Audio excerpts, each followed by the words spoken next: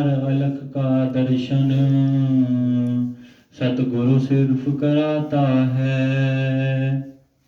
एक तू ही निरंकार कुल आलम की इस मालिक ने रचना खूब बनाई है। भूले नहीं है एक दो बंदे, भूली सभी खुदाई है। बोलिए सदगुरु माता सुदीक्षा सविंदर हरदेव जी महाराज की जय। एक तू ही निरंकार संत वही है श्वास श्वास जो हरि का सुमिरन करता है। संत वही है दूजे का दुख जो पल भर में हरता है। संत वही जो सब कर्मों से करके दया बचाता है। संत वही जो क्षण भर में ही अंग संग्राम दिखाता है। हरि को इन संतों से न्यारा कोई कभी नहीं कह सकता। बंदे से अवतार अलग ज्यों साया कभी नहीं रह सकता। एक तू ही निरंकार 84 को 4 भाग में बांट रहा है सिरजनहार। दया करे जिस पर ऊपर स्वामी मानवों से बनाता है। गुरु मिले तो यह मानवी आप खुदा बन जाता है। बिना साधो इस रमज से कोई पर्दा नहीं हटा सकता।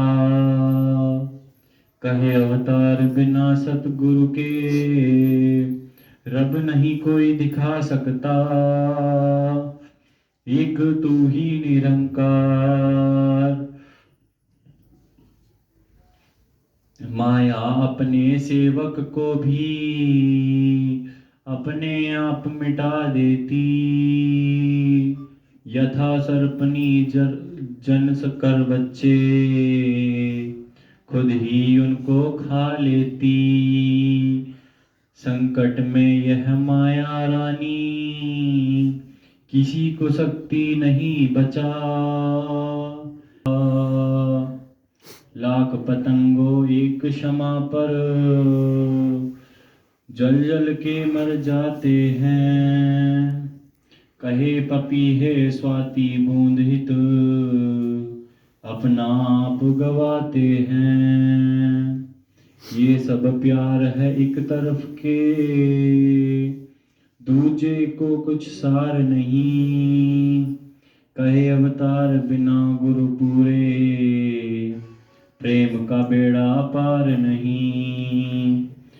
एक तू ही निरंकार दीनहीन हो वस्त्र फटे हों और छाई बदहाली हो। तन रोगी का छप्पर सिर पर एक अकेला हो दुनिया में ना जिसका गम खतार नहीं। पर जो हो वह गुरसिख पूरा अंग संग देख निरंकार। कहे अवतार वह जिसका ना हो जग में कोई उसका है यह मददार। कहे अवतार के नाम सत्संगत बड़े भाग हैं जो सतगुरु की शरण में आते हैं। उनके साथ संगत भाग खुल जाते हैं। क्योंकि साथ संगत दास कुछ काम के लिए बुलंदशहर गया तो वहाँ लड़की लड़की आई हुई थी। लड़की के फोन में भी बाबा जी के विचार, संत महात्मा के विचार आए हुए थे। तो वो बात दास के ध्यान में आई, क्योंकि दास ने कहा है कि बड़े भाग होते हैं जो संत की शरण में आ जाते हैं। तो एक बच्चे ने वहाँ क्या कह रहा था, जयपुर का था, कि दूध में चावल पड़े तो खीर बनती है, इसकी शरण में आ जाओ तो तकदीर बनती है। तो शास्त्रगत हकीकत है कि जो संत की शरण में आ जाते हैं तो उनकी तकदीर बनती है। वही भाई साहब ने तकदीर बनाई और देखा। आज हम क्यों याद कर रहे हैं कि उस दिन काशीपुर वाले भी आए थे, तो अपने प्रवचनों में उन्होंने कहा कि जब भाई साहब की ड्यूटी लग जाती थी काशीपुर कि आपको संगत में स्टेज संभालनी है, गद्दी संभालनी है, तो वो खुद अपने मुंह से कह रहे थे कि हम बाद में पहुंचते थे और वो पहले पहुंच जाते थे, क्योंकि लगन थी। जब लगन होती है सेवा सुमरन सत्संग की,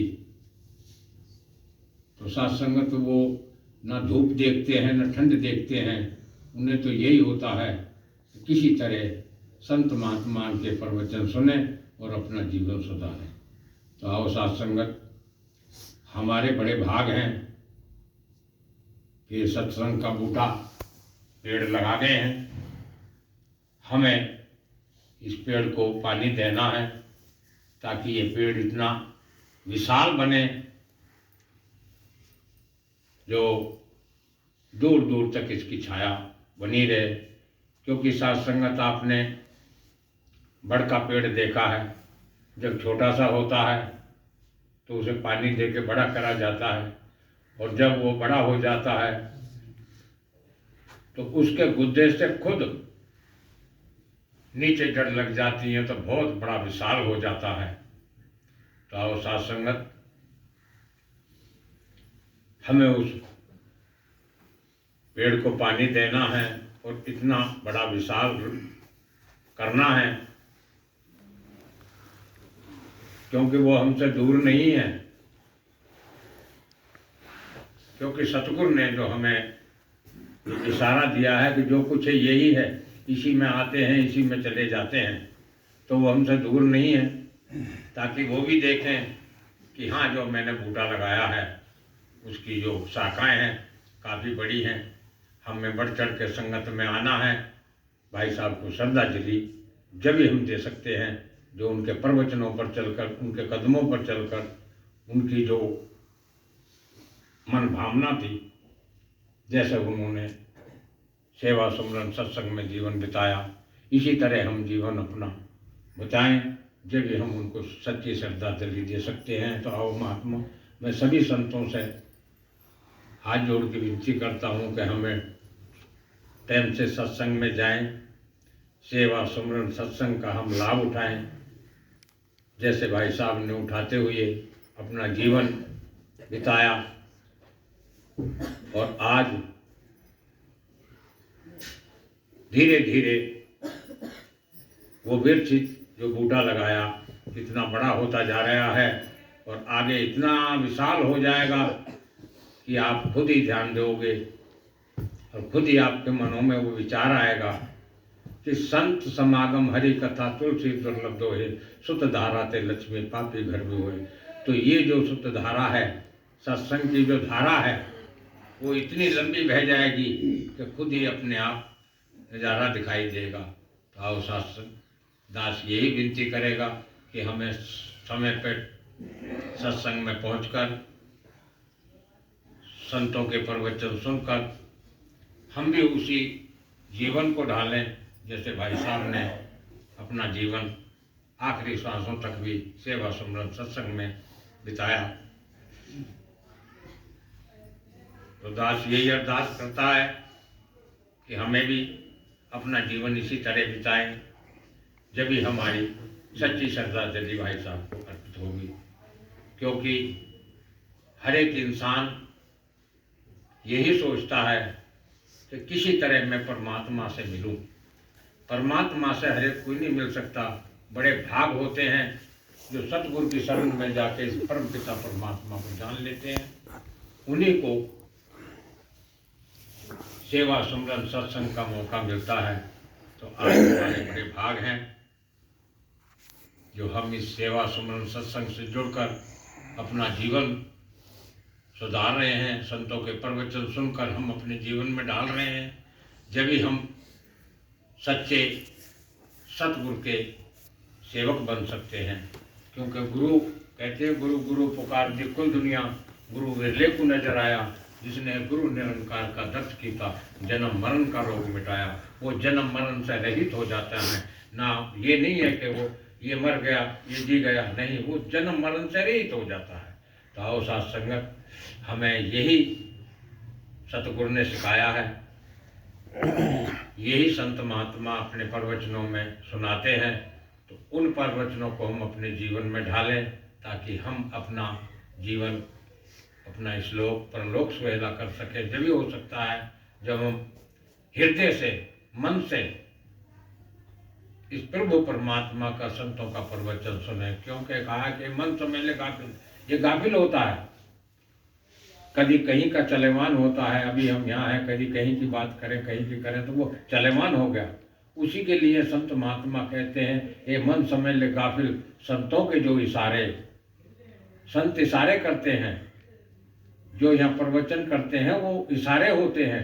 ये मन समेले गाफिल, संतों के जो इशारे, हम दर्द तेरी रूह के सतगुरु भजन है प्यारे। सतगुरु के भजन का, फिर वो परमात्मा के गीत का, फिर वो परमात्मा का सुमरन कर। जब ही तेरा कल्याण है, जब ही तू सच्चा इंसान है।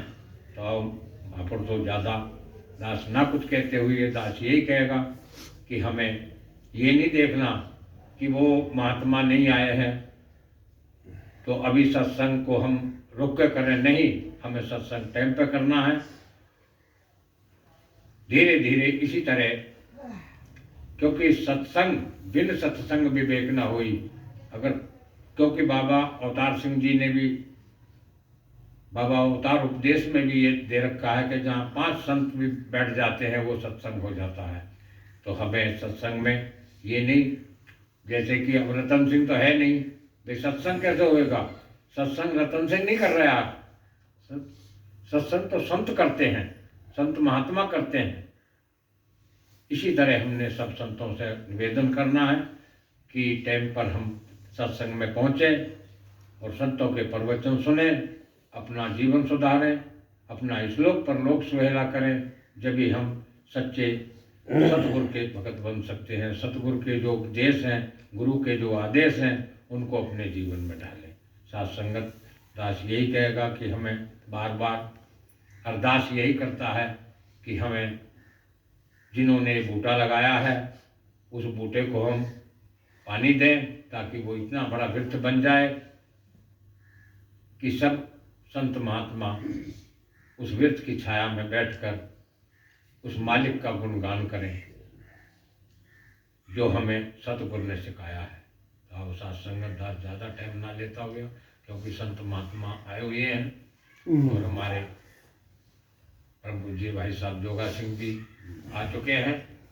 और दास यही कहेगा कि अपने प्रवचनों से, अपने भजन से संगत को निहाल करें और आशीर्वाद संगत का लें। साथ संगत प्यार से कहना निरंकार जी। जैसे दास ने विनती करी थी, माता माया जी आकर साथ संगत का आशीर्वाद प्राप्त कर रही हैं। दास इनके बाद विनती कर रहा है।